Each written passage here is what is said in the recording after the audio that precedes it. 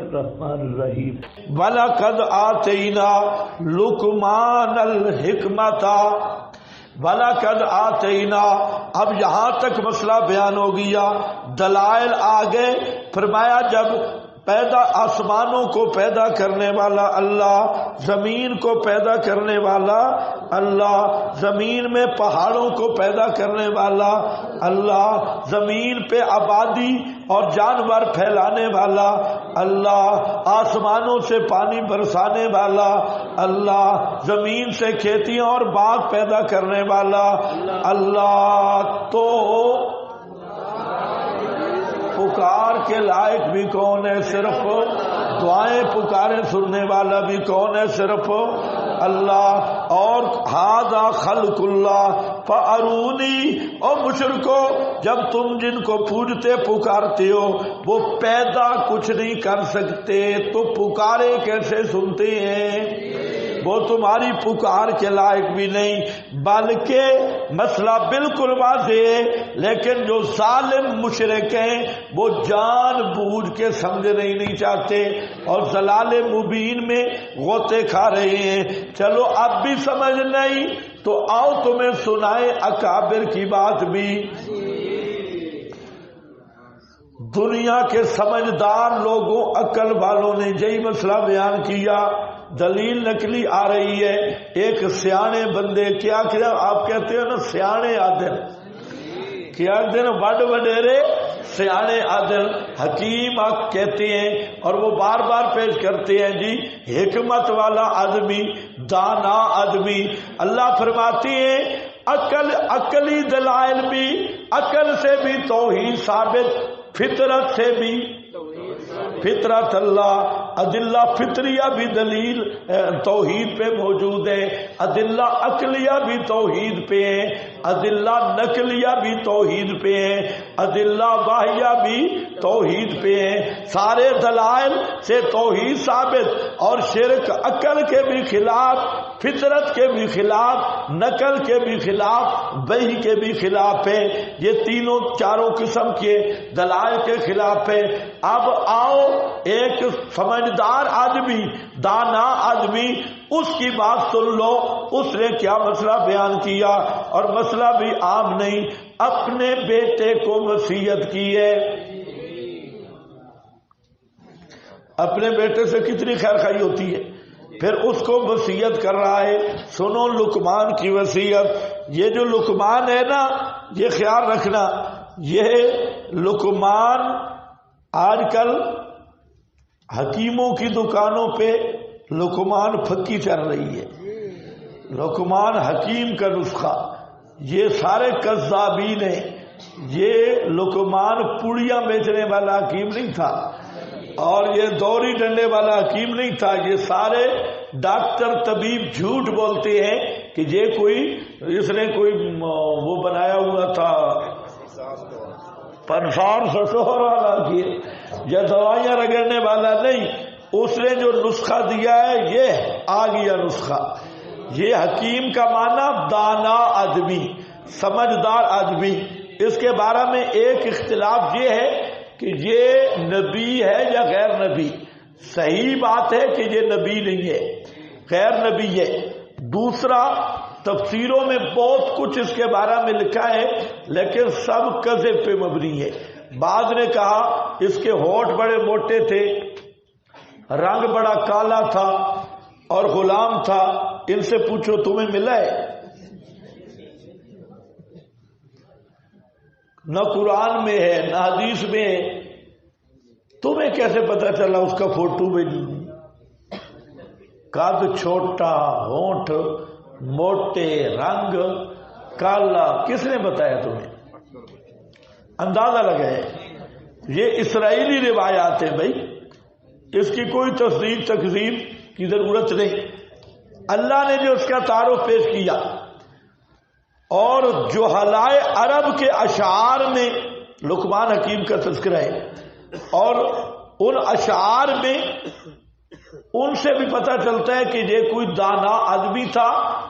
اکثر مورخین کہتے ہیں کہ حضرت داؤد کے زمانے میں تھے، حضرت داؤد علیہ السلام کے زمانہ میں. اور تھا بھی غلام سلام نہیں، سردار آدمی تھا، جیسے ملک اور چودھری ہوتے ہیں نا سمجھدار۔ کیوں؟ اس پر کرائے نہیں، وہ جو اپنے بیٹے کو وصیت کر رہے ہیں تو ایسی وصیت صاحب اقتدار طبقہ اور صاحب اختیار طبقہ کرتا ہے، اور بیٹا بھی سردار، جو سرداروں کو وصیتیں کرتے ہیں، ایسی وصیتیں ہوتی ہیں۔ تو بہرحال ہم جزم نہیں کرتے، اتنی بات یہ ہے کہ یہ آدمی نیک تھا، مباحث تھا، سمجھدار تھا اور عرب میں مشہور تھا۔ عرب کے لوگ لقمان حکیم سے واقف تھے اور اپنے اشعار میں اس کے انہوں نے بڑے تذکرے کر رکھے تھے۔ تو اللہ تعالیٰ نے انہیں اس بات پہ تنبیہ کی کہ جن لوگوں کو تم بھی دانا کہتے ہو، عقل مند، ان کی بات بھی سن لو، وہ بھی مسئلہ توحید بیان کر رہے ہیں۔ یہ مسئلہ کوئی نیا نہیں۔ وَلَقَدْ آتَيْنَا لُقْمَانَ الْحِکْمَةَ، البتہ تحقیق دی ہم نے لقمان کو حکمت۔ حکمت نیچے لکھا ہے علم با عمل، اور میں نے کہا تھا آپ کو حکمت کا معنی وضع الاشیاء،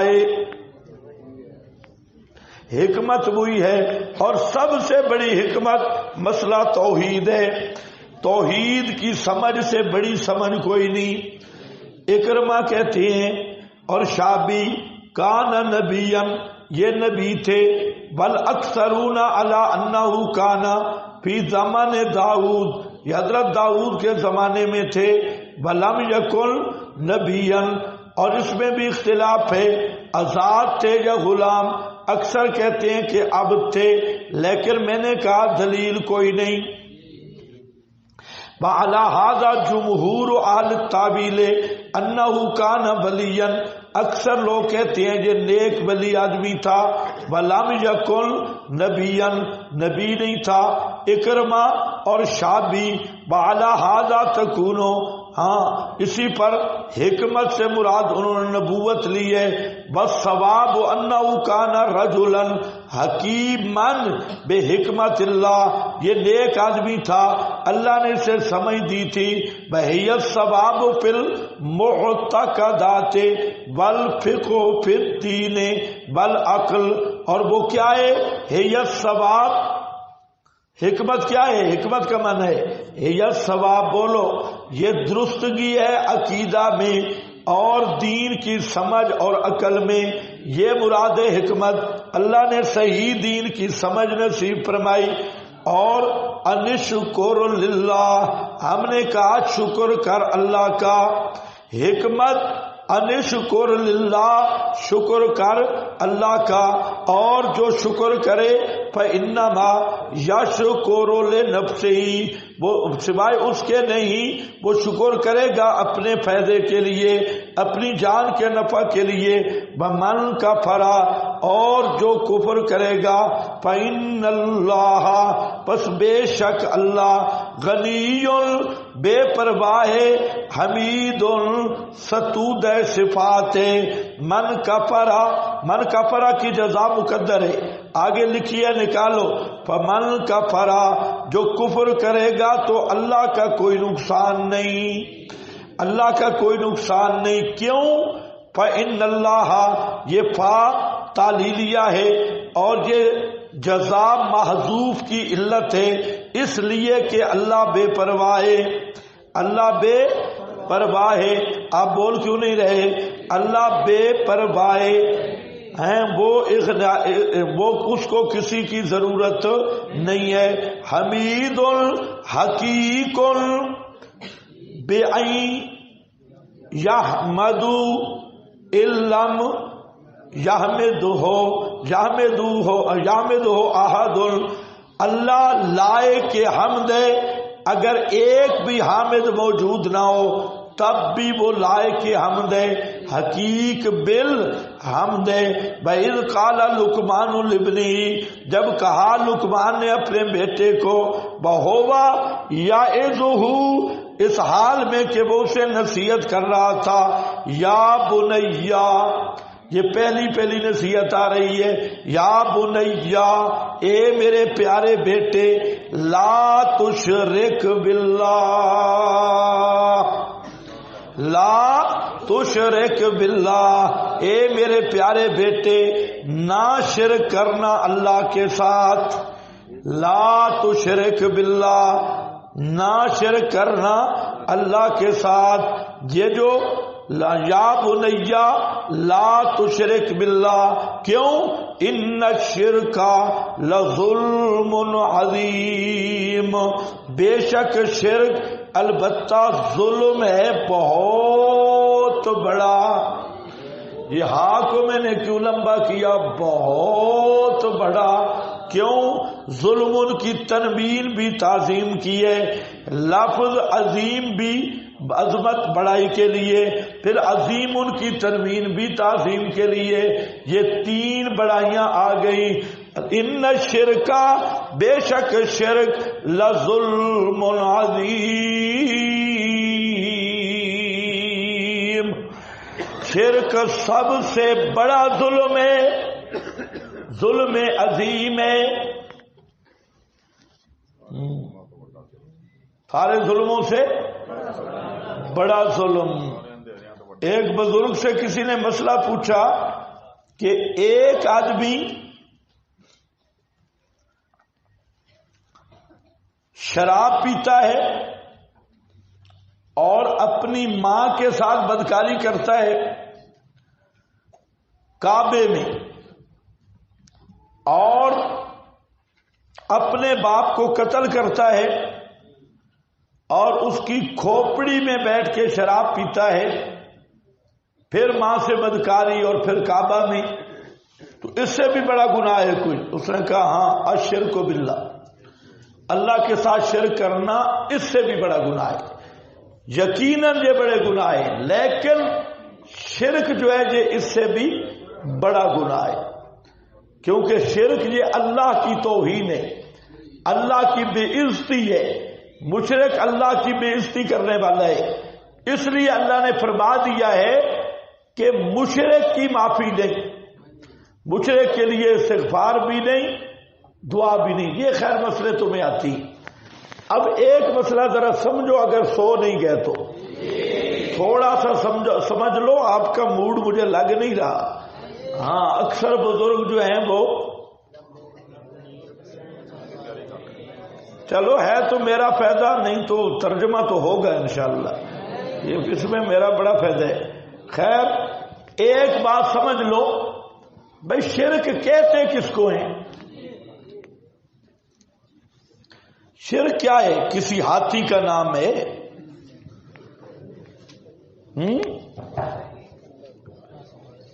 شرک کیا ہے؟ جس طرح الہ کا معنی مولویوں کو نہیں آتا، اسی طرح شرک کا معنی بھی نہیں آتا. اور ہوتا یہ ہے ماشاءاللہ، آپ بھی 4-5 ایتے دیکھ لیتے ہو. ان اللہ لا یغفر ان یشرک بہ من یشرک باللہ فقد حرم اللہ علیہ الجنہ. شرک ہے کیا؟ تمہیں تو پتہ ہوگا، تو آگے چلتے ہیں. پھر حقیقت شرک کیا ہے؟ ہاں بھائی، اس کے ویسے تو حقیقت الاشراک، حقیقت شرک کیا ہے؟ باتیں بہت لمبی ہیں، مسئلہ الہ کی ہے. صرف 2 باتیں میں عرض کر رہا ہوں کہ شرک کیا ہے. آج کل یہ مسئلہ بھی میڈیا پہ چل رہا ہے جی، شرک کس کو کہتی ہے؟ تو ہم کہتے ہیں 2 باتیں، بلکہ 3 باتیں، 2 بھی نہیں 3 سمجھ لو. ایک بات کہ شرک کا مفہوم سمجھنے کے لیے سب سے پہلی بات کہ جو اجماعی مشرک ہیں ان کا شرک سمجھا جائے. اور اجماعی مشرک کون ہیں؟ مکہ والے. بھائی مکہ والے مشرکوں کے شرک میں کسی کو اختلاف تو نہیں نا؟ دیوبندی بریلوی والے حدیث، بھائی ابو جہل مشرک تھا یا نہیں تھا؟ تم تو ایسے چپ بیٹھے ہو جو نہیں تھا. ابو جہل مشرک تھا. ابو جہل کے مشرک ہونے پہ اتفاق ہے سارے فرقوں کا. تو ایک تو یہ طریق ہے شرک کی حقیقت معلوم کرنے کا کہ ابو جہل کا شرک معلوم کیا جائے کہ وہ شرک کیا کرتا تھا.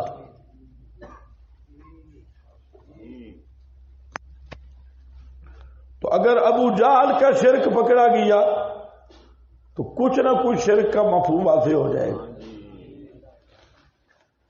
یہ للڑ برادری اور رضا خانی اور شیعہ تینوں فرقوں کا ہم پہ گلہ ہے کہ آپ ہمیں مشرک کہتی. تینوں پارٹیاں، بریلوی حضرات بھی، لال بجکڑ حضرات بھی اور شیعہ بھی، تینوں کہتے ہیں آپ ہمیں مشرک کہتی ہیں.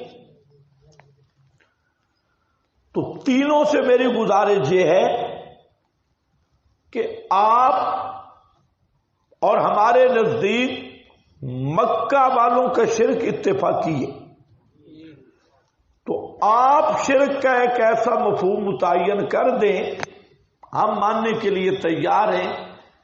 شرط یہ ہے کہ ابو جہل مشرک ثابت ہو اور تم موحد ثابت ہو.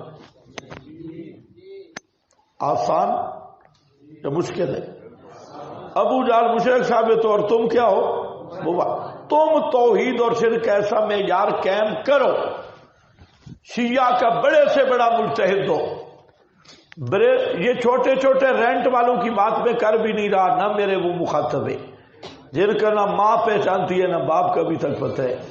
اور وہ اگر کوئی ذمہ دار آدمی، مسلمہ آدمی رضا خانی طبقہ سے ہو جس پر رضا خانی جماعت کو اعتماد ہو، شیعہ طبقہ سے ہو جس پر اہل تشیع کو اعتماد ہو، یا للڑ برادری سے ہو جس پر للڑوں کے طبقہ کا انحصار اور اعتماد ہو. صرف دلیل نمبر 1 اور 2 والے نہیں جن کو نہ ماں کا پتہ نہ باپ کا اور کسی چیز کا پتہ نہیں، پا نہ پڑی تے ملا بن کھڑی، ان کی بات نہیں. ذمہ دار اور سنجیدہ آدمی ہو اور وہ صرف یہ طے کرے، بتائے، شرک کا معیار خود متعین کرے، ہم ماننے کے لیے تیار ہیں. ہم صرف یہ کہتے ہیں کہ ایسا معیار ہو، ایسی تعریف ہو، ایسا مفہوم ہو کہ ابو جہل مشرک ثابت ہو جائے اور تم موحد ثابت ہو جاؤ. یہ ایسا معیار تم بتا دو، ہم انشاءاللہ اس معیار پہ کو ماننے کے لیے تیار ہیں. آسان بات ہے یا مشکل ہے؟ سارے بولو. ہم پہ جو گلہ کرتے ہیں بھئی یہ فتوے لگاتی ہیں، اور ان کے وکیل مفتی، یہ جو تمہارے اندر ایک 2 نمبری جاری ہے، ان سے بھی میری گزارش ہے کہ ان کا کوئی سمجھدار آدمی ہو اور مفتی صاحب ہو. میں اس کے سے سمجھنے کے لیے تیار ہوں جو مشرکین کے وکلائے اور کہتے ہیں جی فتویٰ لگتا نہیں ہے. تو ہم کہتے ہیں بالکل صحیح ہے. آپ حضرت جی شرک کا ایسا معنی کر دیں کہ یہ بچ جائیں تیرے جو محبوب ہیں اور ابو جہل مشرک ثابت ہو. بالکل صحیح، ہم آپ کی قدر کریں گے انشاءاللہ. ہمیں کیا ضرورت ہے فتویٰ لگانے کی بھائی؟ ان مولویوں کے پاس جاؤ، ان کے پاؤں پکڑو، ان کو کہو خدا کے لیے تم معیار بتا دو. کرو گے یا نہیں؟ جاؤ ان کے پاس اور صرف یہ بات آسان سی، کوئی مشکل نہیں، کہ شرک کا ایسا مفہوم بتا دو کہ مکہ والے مشرک تو مشرک ہوں اور یہ جو کلمہ گو تینوں پارٹیاں ہیں یہ مباحد ہوں. تو ہمارا اعلان ہے کہ ہم بالکل فتویٰ چھوڑ دیں گے، لیکن کوئی سمجھائے تو صحیح نا۔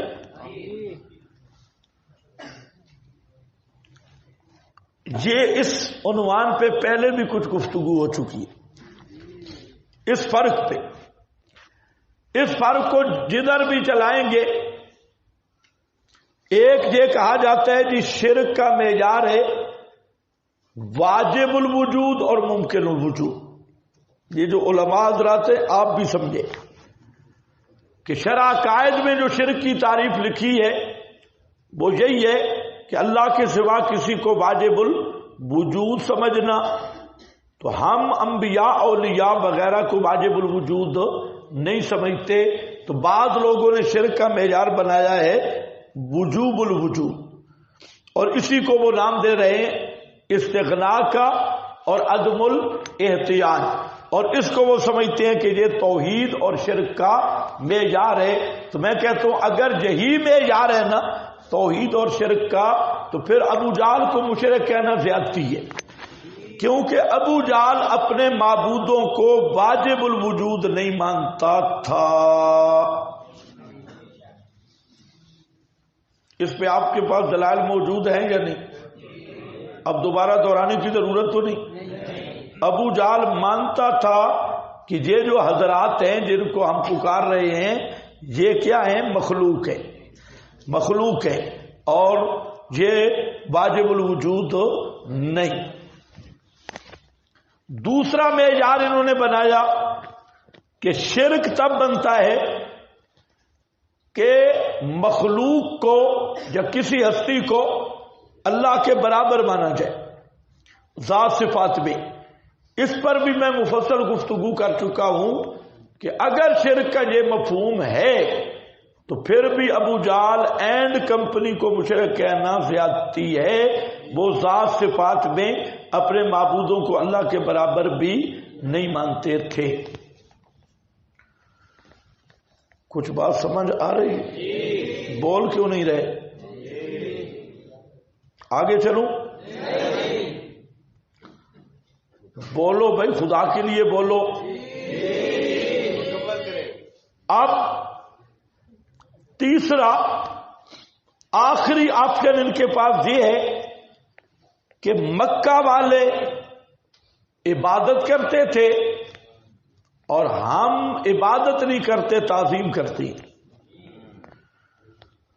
وہ عابد تھے، ہم ادب کرنے والے۔ تو ہم کہتے ہیں بس بات پھر کے گھوم کے آ گئی۔ کیا فرق ہے عبادت اور تعظیم؟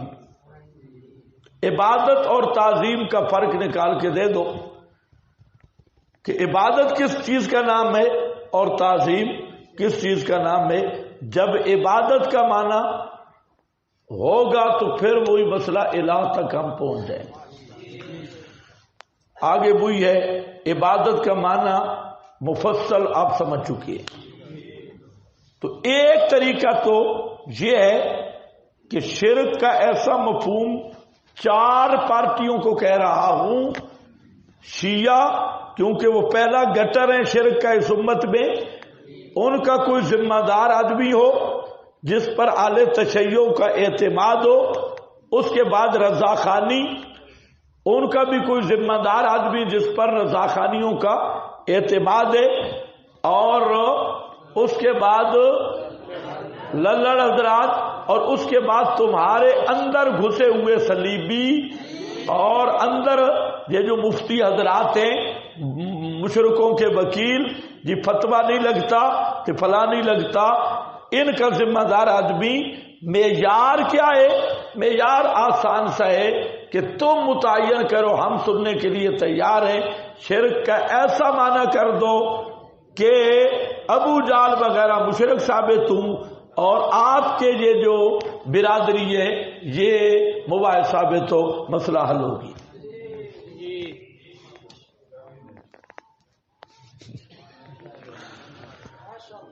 إِن لَّمْ تَفْعَلُوا وَلَن تَفْعَلُوا فَاتَّقُوا النَّارَ أُعِدَّتْ لِلْكَافِرِينَ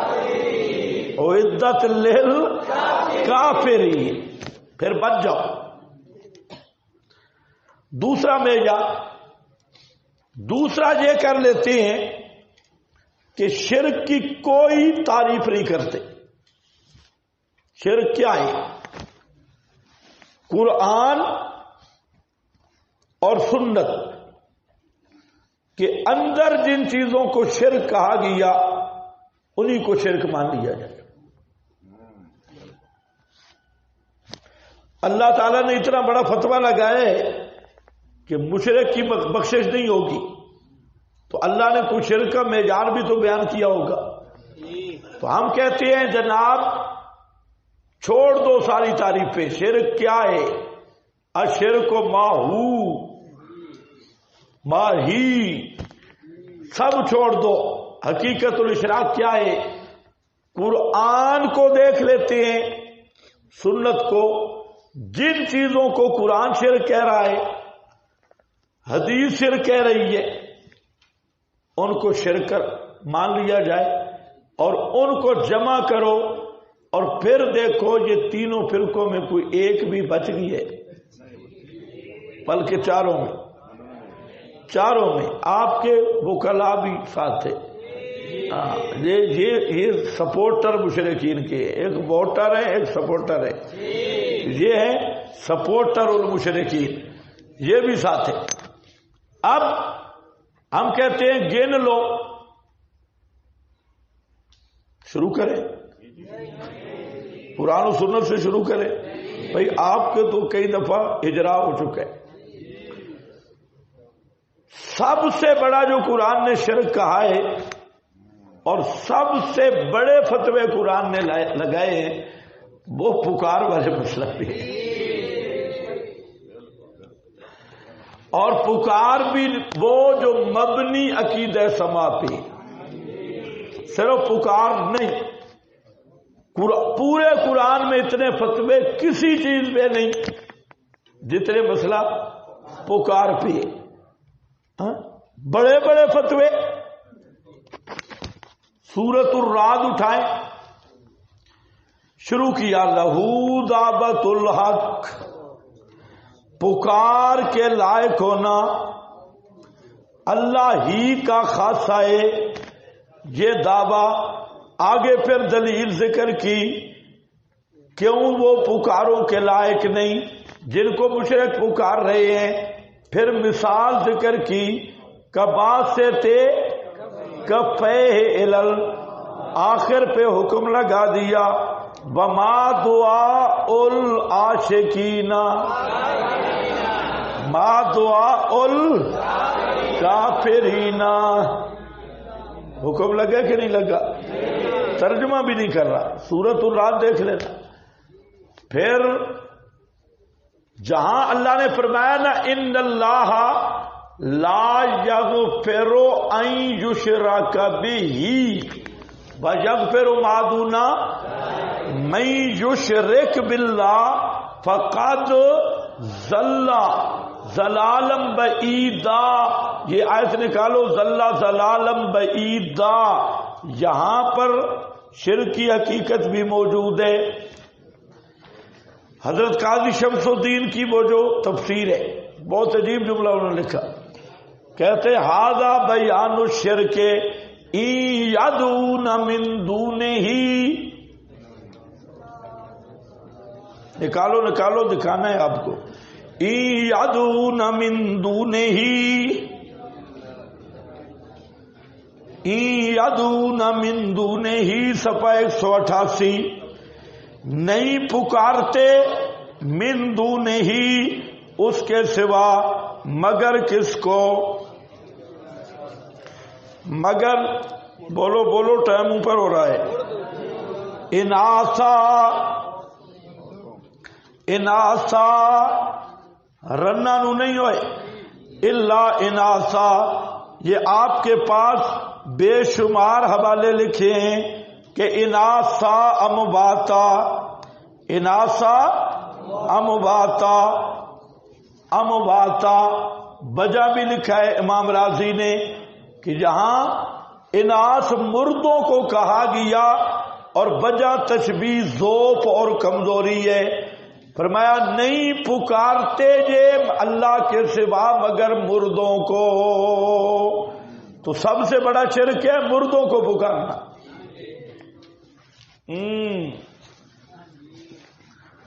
اب بعض کو شک ہے بزرگوں، اندر دیکھ کے سارا حاشیہ بھرا ہے. کس کو پکارتے ہیں؟ مردوں کو. مردوں کو دیکھو وہ انعاسن یقول میتا، یعنی نہیں پکارتے وہ مشرکین اللہ تعالی کے سوا مگر مردوں کو.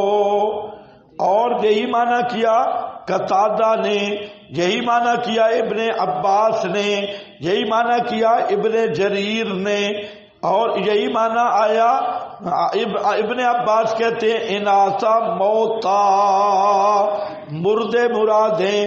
اور یہی الرابع المواد الذی لا روح فیہ، کیوں لأن اناس کل شیء، ہر چیز کی اناس ارذل ہے. اور یہ ابن عباس اور قتادہ کا قول ہے. حضرت حسن بصری اور قتادہ مانا کرتے ہیں اناسن مباتن لا روح فیہ، جن میں روح موجود نہیں ہے.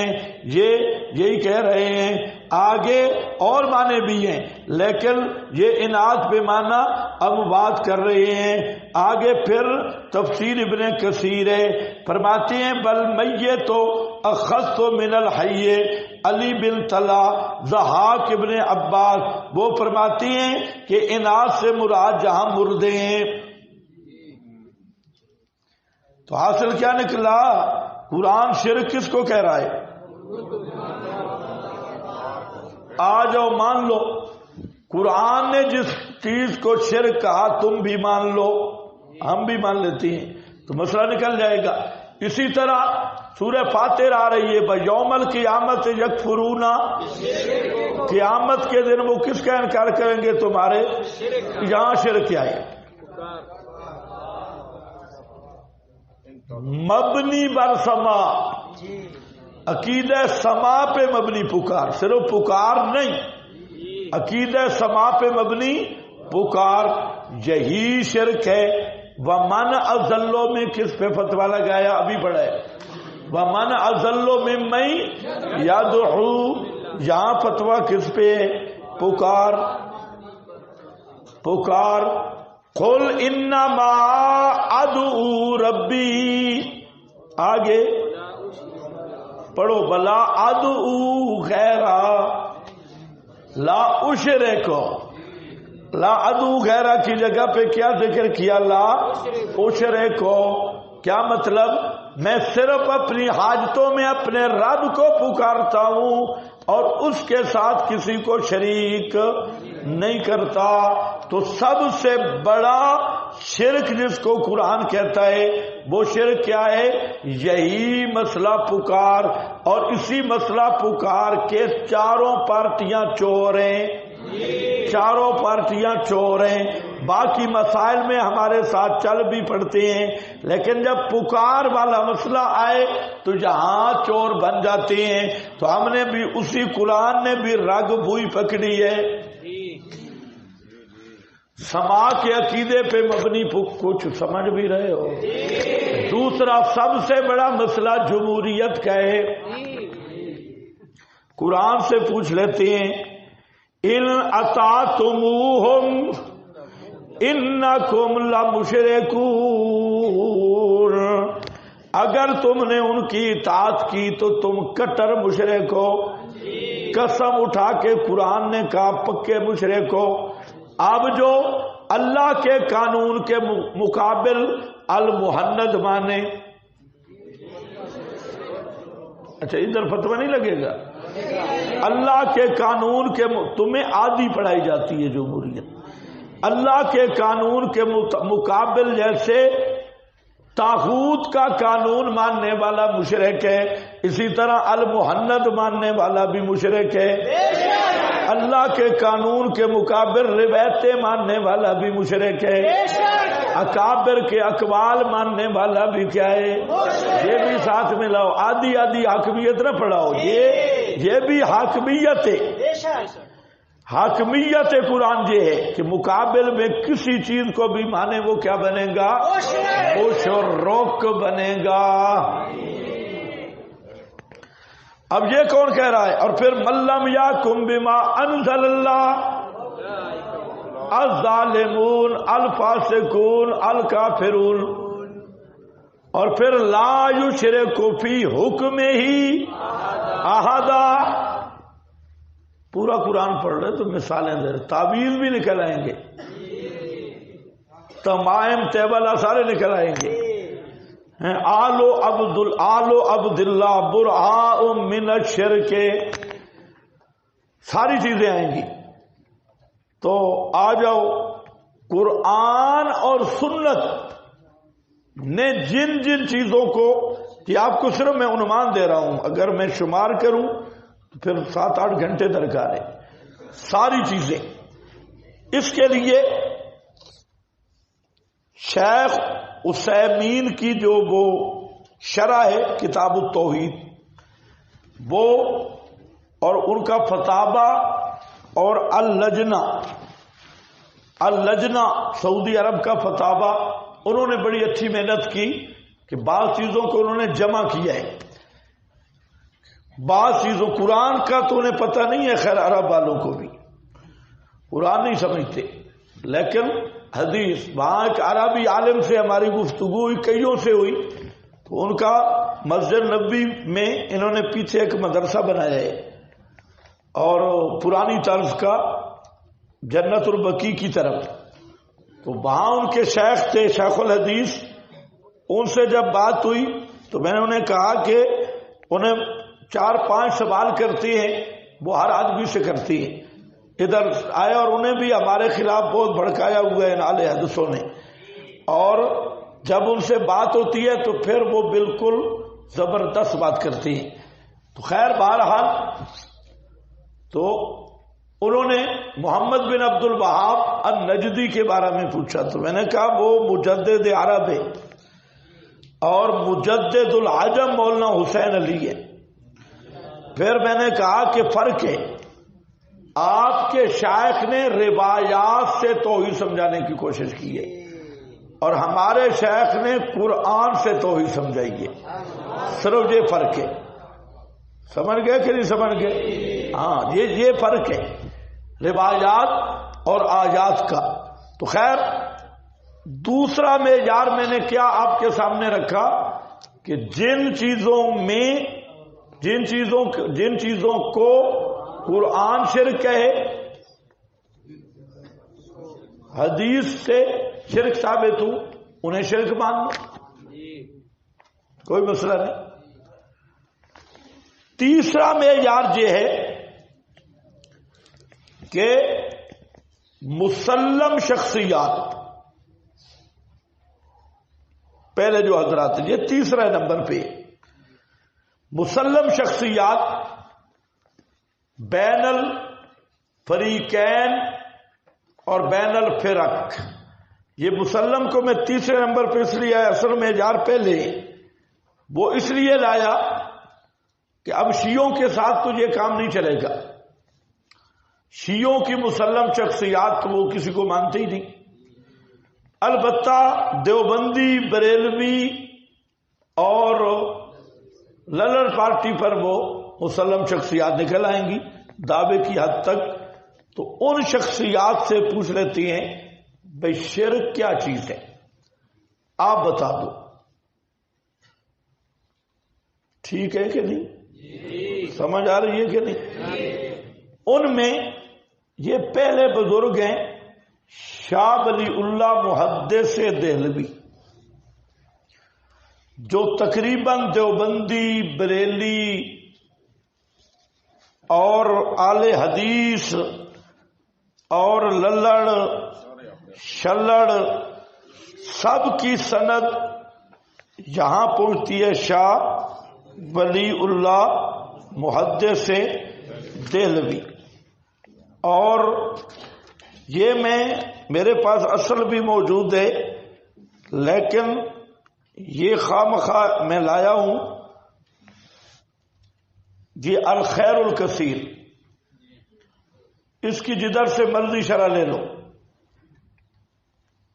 الخیر الکثیر یہ ہے محدث کبیر حضرت مولانا مفتی سعید احمد صاحب پالن پوری، ان کی تعریف اور نگرانی ہے اور تشریح ہے حضرت مولانا مفتی محمد امین یوسف صاحب پالن پوری، سارے دیوبند کے حضرات تھے، انہوں نے اس کی ترجمہ بھی کیا، تشریح بھی کی اور تعریف بھی کی۔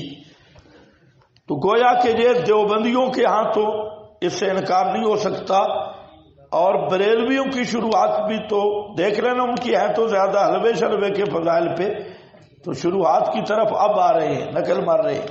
خیر الفوز الکبیر اصل بھی ہے، اس میں عنوان ہے بیان الشرک، شرک کا بیان کہ شرک کیا چیز ہے۔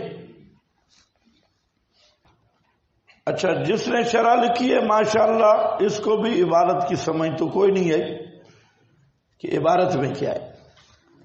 الشرک ان یثبت للہ ان یثبت لغیر اللہ تعالی شیئا، تھوڑی سے چند لفظ لکھ لو، الشرک ان یثبت لغیر اللہ تعالی شیئا من الصفات المختصۃ بہ، شرک یہ ہے کہ ثابت کرے غیر اللہ کے لیے شیئا من الصفات المختصۃ بہ، کوئی ایک چیز، ساری چیزیں یا ایک چیز بھی صفات مختصہ میں سے، جس کو ہم کہہ رہے تھے خواص باری، اللہ تعالی کی مختص صفات میں سے، کالتصرف فی العالم، جیسے جہان میں تصرف کرنا، لیکن کون سا تصرف؟ تصرف تو میں بھی کر رہا ہوں، یہ تصرف ہے، تصرف کون سا؟ فی العالم بالارادۃ الذی یعبر عنہ بکن فیکون، تصرف عالم میں کرے ایسے ارادہ کے ساتھ کہ جس کی تعبیر ہے کن فیکون۔ کن فیکون میں نے بتایا کہ یہ کیا ہے؟ کنایا ہے فوق الاسباب، یہ وہی کن فیکون ہے۔ ایک ابل علم ذاتی الذی لا یحصل بالاکتساب عن طریق الحواس بدلیل العقل والمنام والالہام بنحو ذالک، بنحو ذالک۔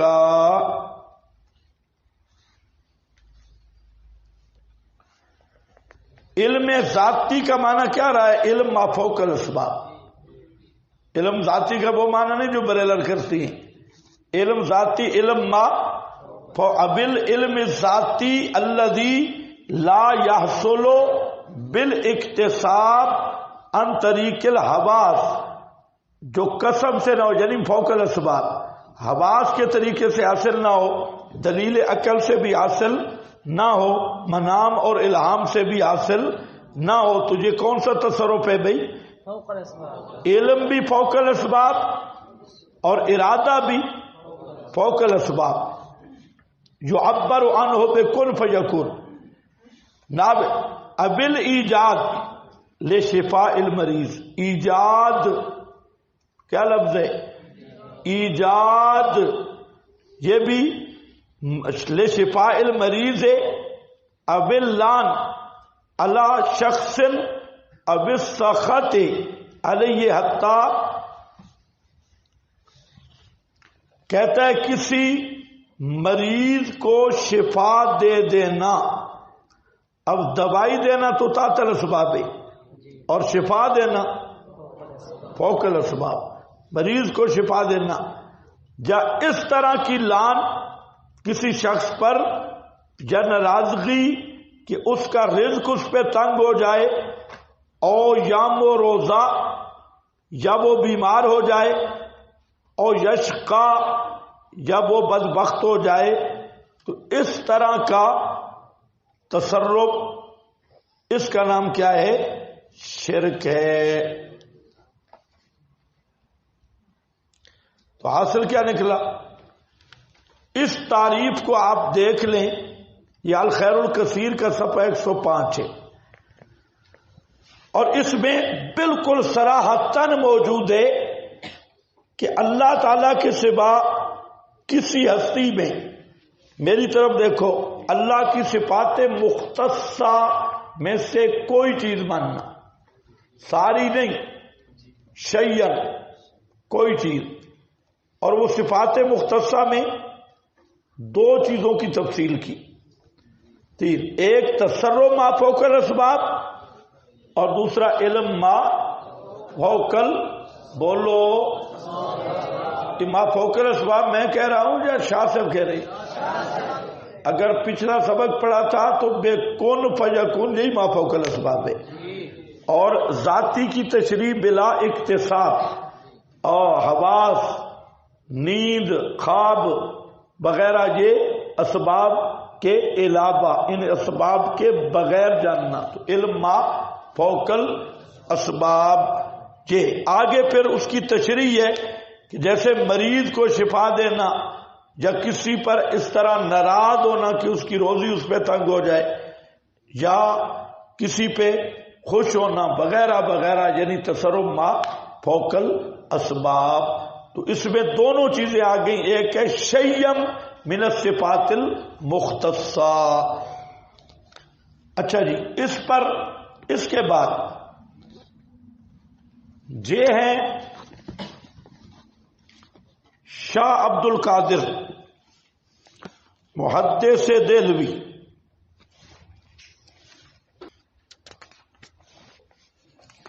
اچھا، شاہ صاحب نے پھر شرک کی اقسام بھی بیان کی ہے، اور شرک فی الدعا یہ شاہ صاحب کا مستقل عنوان ہے. یہ حجت اللہ البالغہ، یہاں ایک عنوان ہے کہ حقیقت شرک، یہ آپ مکمل دیکھ لیں.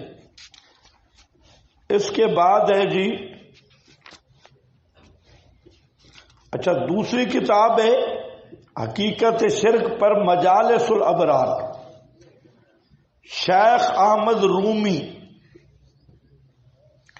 اس کا ترجمہ کرایا شاہ عبد العزیز محدث دہلوی نے.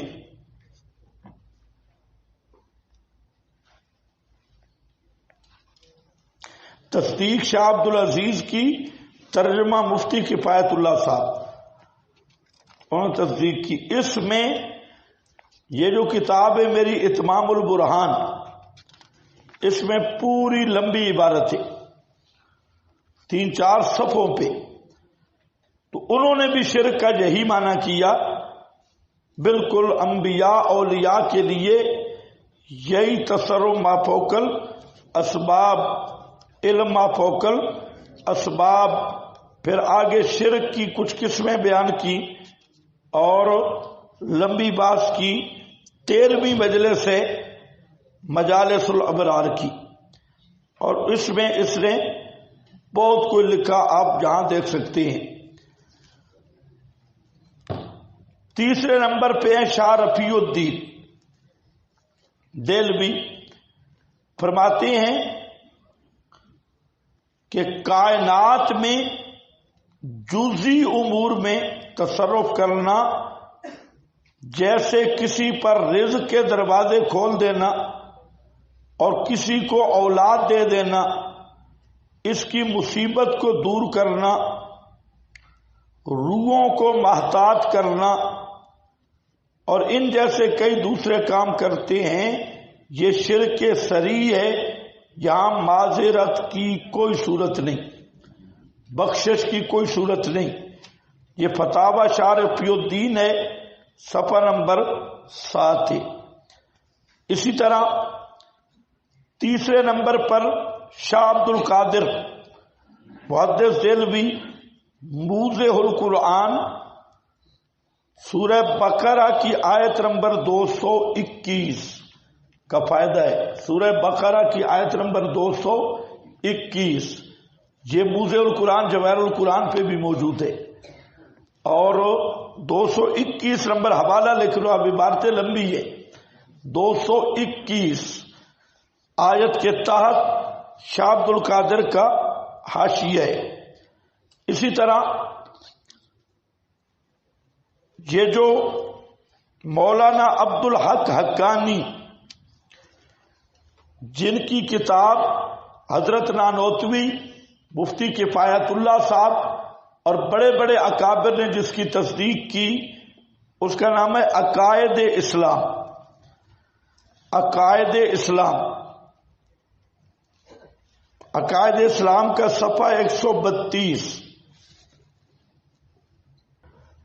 یہ تھوڑی سی عبارت سن لو، فرماتے ہیں کہ شرک شرع میں اللہ تعالی کے برابر اور کو سمجھنا یا اس کی مخصوص تعظیم و عبادت میں یا صفات میں یا اس کے مقابلے میں تابع داری اور حکم ماننے میں کسی کو ملانا اور برابر کرنا، وہ اور کوئی کیوں نہ ہو، شرک کی چند اقسام ہیں۔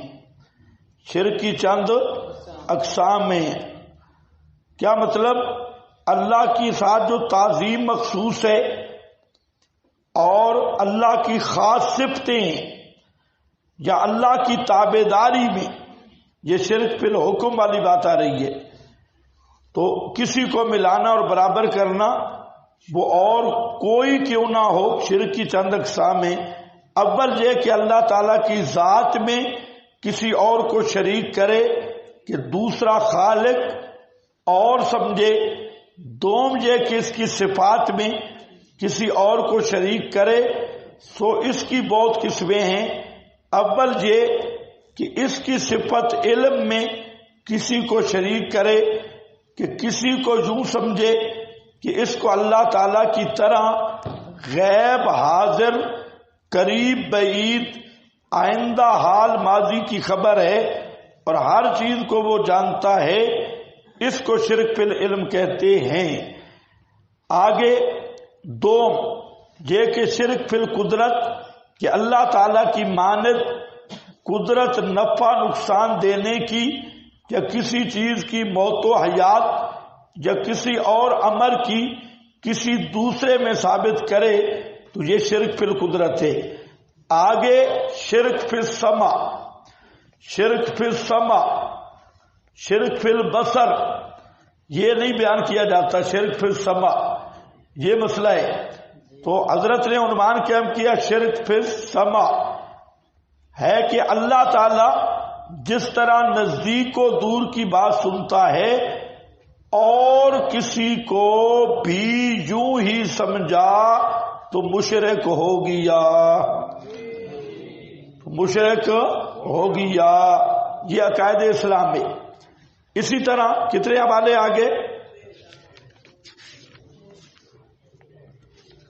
اچھا حوالے نہیں آ رہے، چلو ٹھیک ہے، چھوڑو آگے چلو۔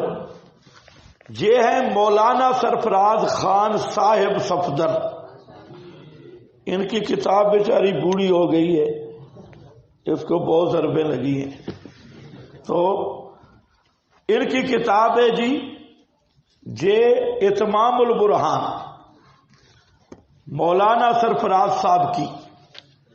انہوں نے ایک کتاب لکھی تھی تنقید متین، احمد رضا خان کے اور نعیم الدین مراد آبادی کے ترجمہ اور تفسیر پر اعتراض۔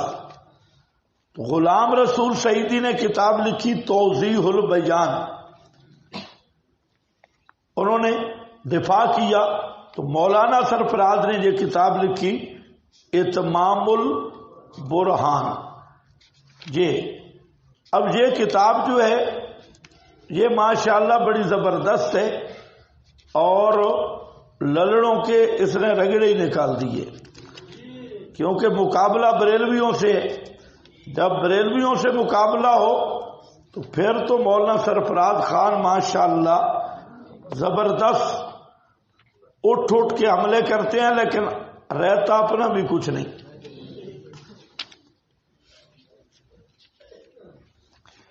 اس میں مولانا سرفراز نے خود حوالہ اصل بھی موجود ہے مالا بدھا منہ کا، لیکن مولانا فرماتے ہیں کہ الشرک ہوا اعتقاد ان لغیر اللہ اثرا فوق ما وهبہ اللہ من الاسباب. الشرک پڑھو ہوبا اعتقاد ان لغیر اللہ اثرا فوق ما وهبہ اللہ من الاسباب الظاہرہ، من اسباب الظاہرہ. شرک کس چیز کا نام ہے کہ کسی غیر اللہ کے لیے عقیدہ رکھنا کہ اس غیر اللہ کا اثر ہے ما فوق الاسباب، تو اس عقیدے کا نام کیا ہے؟ شرک ہے. یہ مالا بدھا منو کی عبارت ہے اصل، لیکن میں مولانا کی لا رہا ہوں. اچھا، اس کتاب کو آپ لے لیں، اس میں بہت زیادہ حوالہ جاتے. مولانا سرفراز کے تحت الاسباب، فوق الاسباب، امور عادیہ، غیر عادیہ. جہاں چونکہ بریلویوں سے بات ہے تو انہوں نے بہت اچھی گفتگو کی، اور یہ جتنے اصطلاحات ہیں سب انہوں نے لکھی. اب یہ بہت زیادہ عبارتیں ہیں مولانا کی اس باب میں، تو آپ کو کوئی فوق الاسباب کی بات سمجھ آئی ہے؟ وہ عبارت جو آ گئی. اچھا، اس نے پھر مولانا سرفراز خان نے یہاں پر تحت الاسباب اور فوق الاسباب پر صفحہ نمبر 38، 39، 42 اس کا جو اعتراض وغیرہ تھا اس کا بہترین جواب شباب دیا، اور خلق اور کسب کا فرق بھی کیا. شاہ عبد العزیز کی عبارت بھی لائے. اب یہاں پر زبردست کہتے ہیں الجواب. الجواب آئین اونی سے جو استعانت ثابت ہے وہ محتاط الاسباب کی استعانت ہے. یہ وہ نہیں جس کو فریق مخالف ثابت کرتا ہے، کیونکہ حضرت ذوالقرنین نے حاضرین سے ان کی بدنی خدمات کا مطالبہ کیا، اور بدنی قوت خالق تو اللہ تعالیٰ کی ہے مگر کسب بندے کا ہوتا ہے، اور ذوالقرنین نے ان سے کسب ہی کا سوال کیا تھا، اور غائبین سے نہیں بلکہ حاضرین سے کیا تھا، نہ کہ خلق. اور ما فوق الاسباب اعانت کا مؤلف مذکور ہمیں علمی افلاس کا تانا دیتے ہیں، اور اس پہ پیش کریں جی ما فوق الاسباب. یہ سارے جتنے ابتدائی صفحات ہیں یہ سارے اسی پہ پڑے ہیں، تحت الاسباب اور فوق الاسباب. معجزہ اور کرامت، تحت الاسباب فوق الاسباب. اچھا، شاہ ولی اللہ والی تعریف بھی یہ لائے جو ابھی میں نے آپ کے سامنے کی شاہ عبد العزیز سے، تو یہ صرف آپ کو کتاب دکھانی، یہ عبارتیں لکھانا لمبی بات ہے۔ یہ اتمام البرہان کا پہلا حصہ، اس میں آپ یہ عبارتیں دیکھ لیں۔ او کیا ٹائم ہو گیا بھائی؟ شرک لظلم عظیم۔ میں نے آپ کے سامنے 3 عنوان رکھے: حقیقت الاشراق، یہ ایک مستقل مفصل مضمون ہے، تو ان 3 عنوانات پر ویسے یہ 12 عنوان ہیں،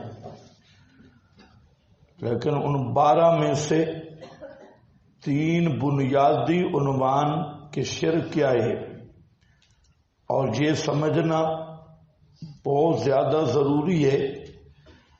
اگر آپ غور کریں گے تو شرک کی حقیقت بھی وہی ہے جو لفظ الہ کی تشریح میں گزر گئی۔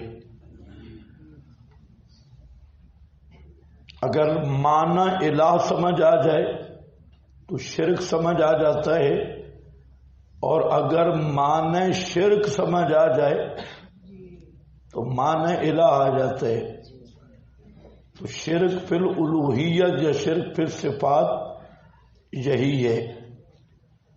اس کے علاوہ جو شرع عقائد کی بات میں کر رہا تھا، آپ نے شرع عقائد میں پڑھا ہے، اور اس سے بعض حضرات کو دھوکہ بھی ہوا کہ شرک کیا کس چیز کا نام ہے؟ وجوب الوجود میں کسی کو اللہ کا شریک ٹھہرانا۔ لیکن یاد رکھو کہ وہ شرک جو ہے وہ پھر ذات ہے، شرک کے ایک فرد کا بیان ہے، وہاں پر شرک کے مفہوم کو بند نہیں کیا گیا شرع عقائد کی عبارت میں، ورنہ اسی تفتزانی کی شرح مقاصد وغیرہ میں انہوں نے بہترین تعریف کی ہے، توحید کی بھی شرک کی بھی۔ تو وہ جو وجوب الوجود ہے غیر اللہ کے لیے، کسی کو واجب الوجود ماننا، تو یہ بھی شرک ہے، یہ نہیں ہے کہ یہ شرک نہیں۔ تو وہاں جو تعریف ہے وہ شرک پھر ذات کی ہے، اور پھر جو دوسرا اسی شرع عقائد میں موجود ہے کہ عبادت میں کسی کو شریک کرنا، تو اب جب عبادت میں شرک کا شعبہ موجود ہے تو پھر یہی مسئلہ الہ شرک فی الالوہیت کا مفہوم بھی شرع عقائد میں بھی موجود ہے۔ تو شرع عقائد میں 2 چیزیں ہیں، ایک ہے شرک فی الذات اور دوسرا کیا ہے؟ شرک فی العبادہ۔ اور جب شرک فی العبادہ کی بات آ گئی تو اگر آپ سمجھ گئے تو عبادت کا پھر معنی کرنا ہوگا، اور جب عبادت کا معنی کریں گے تو یہ سارا مواد جو میں نے بتایا یہ وہاں آپ کو مل جائے گا۔ تو یہاں جیسے توحید کی بنیاد تحت الاسباب فوق الاسباب ہے، شرک کی بنیاد بھی یہی ہے۔ اس میں بعض لوگ الفاظ مترادفہ سے مغالطہ دیتی ہیں۔ الفاظ مترادفہ سے مغالطہ کیا ہے؟ لفظ بولیں گے استقلال، مستقل سمجھ کر کسی کی تعظیم کرنا یہ عبادت ہے، یا کسی میں ذاتی صفات مان کر، یا بالذات یا بالاستقلال۔ یاد رکھ لو، بالاستقلال یا بالذات تو ممکن میں متصور ہی نہیں، جس کی ذات ہی ممکن ہے تو اس کی صفات بالذات بے معنی وجوب الوجود وہ ہو کیسے سکتی ہے؟ اور اگر بالذات اور بالاستقلال سے مراد تسلط غیبی تصرف فوق الاسباب ہو تو پھر وہ لفظ ترادف سے مغالطہ دیا جا رہا ہے. بات پھر بھی وہی ہے کہ وہ آپ کو کیا کہیں گے، دھوکے میں لگے بھی ہیں، پڑے بھی ہیں، دے بھی رہے ہیں کہ جی بالذات کسی میں ماننا، کسی کو بالذات غیب دان ماننا یہ شرک ہے، بالذات متصرف ماننا یہ شرک ہے، بالذات حاجت روا مشکل کشا ماننا یہ شرک ہے. لیکن بالعطا ماننا یہ شرک نہیں ہے. تو ہم کہتے ہیں بالذات سے مراد کیا ہے، بالاستقلال سے مراد کیا ہے. بالذات اور بالاستقلال سے مراد اگر ایسی قوت ملکہ اور ایسا تسلط غیبی عطا کرنا ہے کہ جس میں وہ پھر غیب جاننے میں یا تصرف کرنے میں اسباب یا خبر جزی ہر جز میں احتیاجی نہ ہو، تو اسی کا نام فوق الاسباب قوت ہے اور اسی کا نام بالاستقلال اور بالذات. اور اگر آپ اس سے مراد لیں بالذات سے وجوب الوجود تو پھر ابو جہل بھی مباحد ہوگا آپ کی طرح، تو پھر وہ بھی مشرک نہیں ہے. یہ الفاظ مترادفہ سے مغالطہ دیا جاتا ہے بالذات یا بالاستقلال. اب مجھے پرچیاں دے دے کیا لکھا ہے موضوع کے متعلق. جس کے دل میں کوئی سوال ہے اس شرک کی حقیقت کے بارے میں، باقی اس پہ حوالہ جات بے شمار ہے. اگر آپ اپنے دیکھنا چاہتی ہیں تو بے شک لکھ لیں جواہر القرآن کا مقدمہ اور تصانیف قاضی نور محمد شائع ہوئی وہ اور تشریح کلمہ طیبہ مولانا عبدالروف بچالوی صاحب، اور اسی طرح فاتحۃ القرآن مولانا محمد زمان. ان سب کتب میں یہی معنی اور مفہوم درج ہے.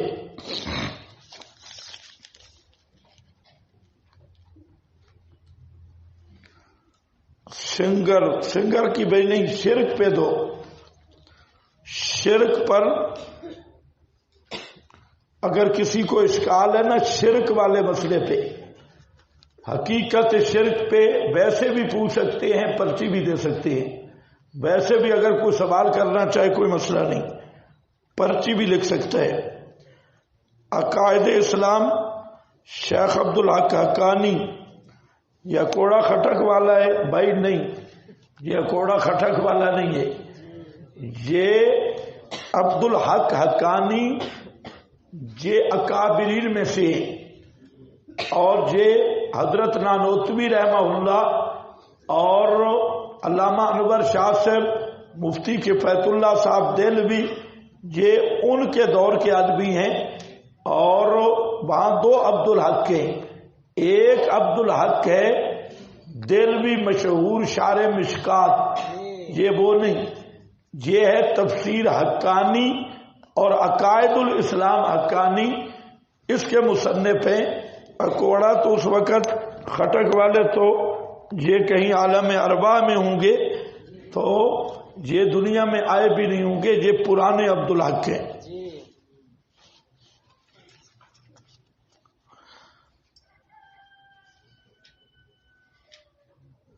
اگر کوئی آدمی گانے بجانے، بھائی گانے بجانے کی پرچیوں کا بھی ٹائم ختم ہے. شرک کی تعریف پر اگر کسی کے وسیلے سے دعا مانگی جائے یہ الگ بات ہے. حقیقت شرک، شرک کس چیز کا نام ہے؟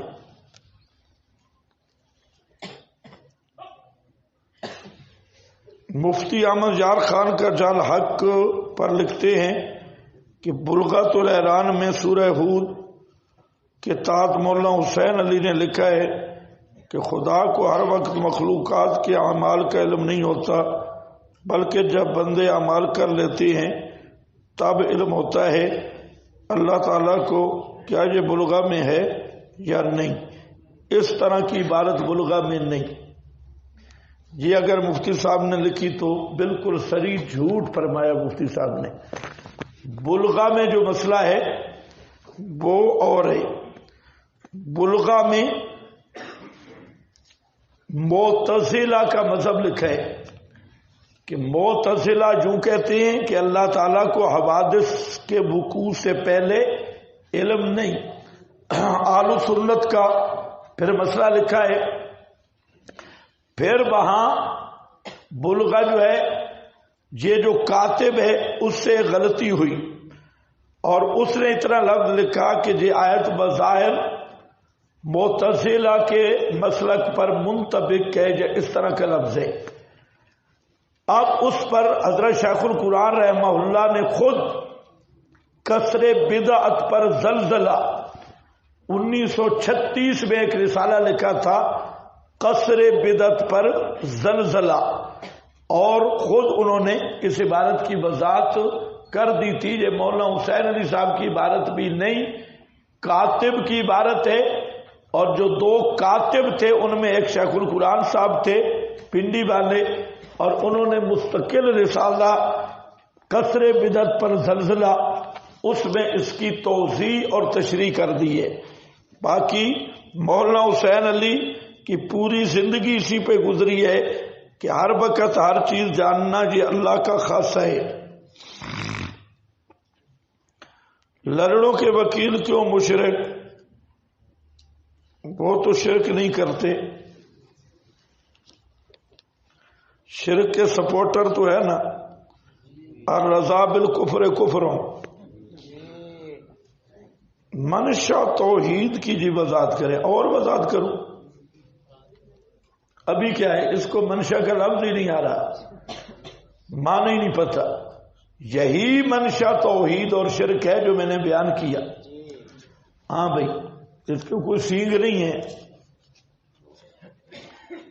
ہم نے کہا عبادت میں تزلزل اعتقادی چلتی ہے. اگر آیت قبر کا سجدہ کرے تزلزل اعتقادی نہ ہو تو پھر اس پر بھائی شرک کا معنی پوچھو. ادھر ادھر کی وقت ضائع نہ کرو، پہلے بھی سبق نہیں چلا. مشرک اگر کوئی چیز مانگتے ہیں، تمہیں تو پتہ ہی نہیں میں نے مسئلہ کیا بیان کیا.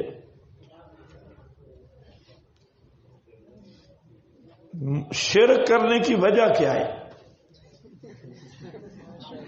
سوال ہے.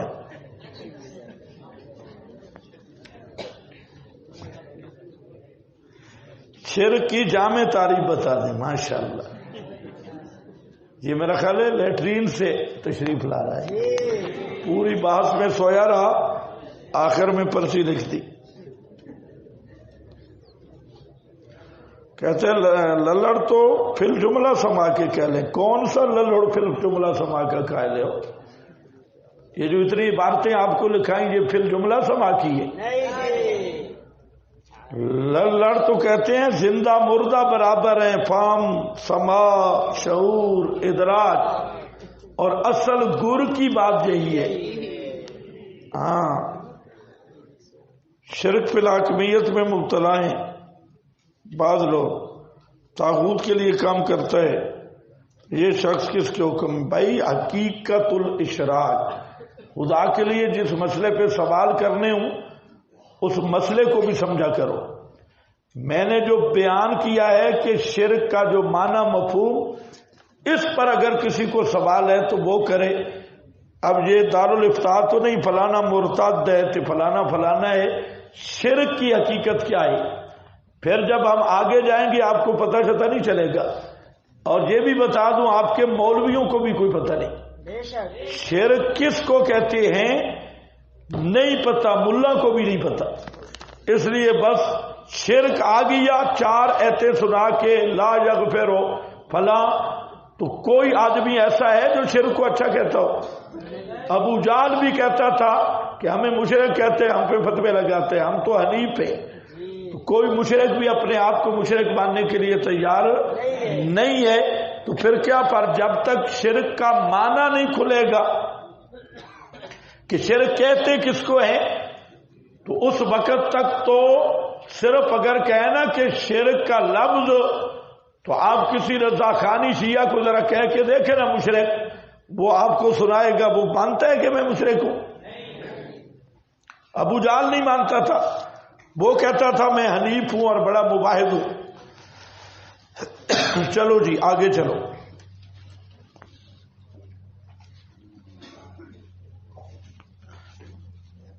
جنہوں نے پرچیاں لکھی ہیں میرا خیال ہے یہ ابھی اٹھ کے آ رہے ہیں، کہتا ہے شرک کی تردید نہ کرنا بھی شرک ہے۔ خوارج، ہاں بھائی، یا بنیا لا تشرک باللہ ان الشرک، ایک وقت تھا کہ یہ جو سبز پگڑیوں والے ہیں، یہ ناظم صاحب کو بلا بھائی، یہ جو سبز پگڑیاں ہیں، یہ حضرات انہوں نے ایک سلام ایجاد کیا تھا، جو بھی ملتا مدینہ مدینہ مدینہ مدینہ، یا جو بھی ملتا کیا کہتے اس کو، الصلاۃ والسلام علیکہ یا رسول اللہ، ملاقات کرنے والے کو یا رسول اللہ۔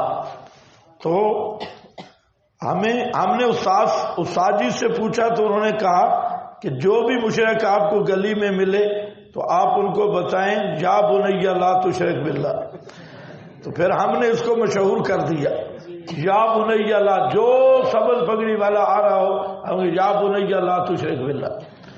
تو پھر وہ بہت ناراض ہوتا، تو ہم کہتے ہیں کیوں کہ جب پہلے مدینہ مدینہ کیوں کہتے وہاں بھی جلتے ہیں، اور یا رسول اللہ الصلاۃ والسلام علیکہ یا رسول اللہ کیوں جی وہاں بھی جلتے ہیں۔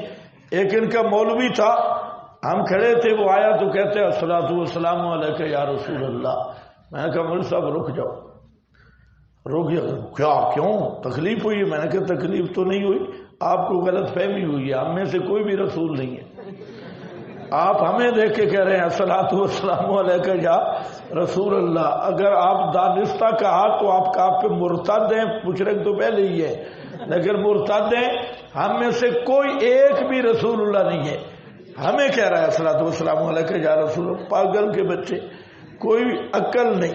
ہاں بھائی دیکھو، ان الشرک لظلم عظیم، بے شک شرک البتہ ظلم عظیم ہے۔